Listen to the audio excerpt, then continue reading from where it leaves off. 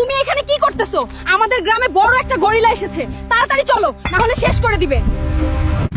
আমাদের গ্রামের ক্ষতি করবে এমন কারো সাহস হয় নাই। দাঁড়াও গরিলা, আমি আসতেছি। কিরে গেরিলা, তুই আমাদের গ্রামে কি করিস? বেশি করলে তোকে একদম শেষ করে দেব। চলে যা। দেখো হাল্ক, আমি তোমাদের কিছু করব না। একটা ড্রাগন আমার বাচ্চাটাকে তুলে তার গুহায় নিয়ে গেছে। গরিলা, তুমি কোনো চিন্তা করো না, আমি তোমার বাচ্চাকে ফিরিয়ে নিয়ে আসব। আমি গেলাম। বন্ধুরা, আমি চললাম গরিলার বাচ্চাকে উদ্ধার করতে। তোমাদের কি মনে হয় আমি কি পারবো বাচ্চাটাকে নিয়ে আসতে? কমেন্টস করে দাও। আরে, এটাই তো ড্রাগনের গুহা মনে হচ্ছে। ভিতরে গিয়ে দেখি কোথায় আছে। এই তো পেয়ে গেলাম গরিলার বাচ্চাটাকে, কিন্তু এখান থেকে আমি বের হব কিভাবে? ড্রাগনের আওয়াজ শোনা যাচ্ছে।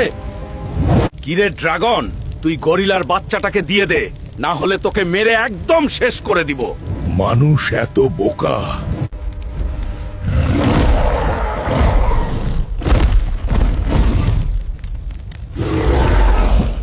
সেনাপতি, তোমরা কে কোথায় আছো?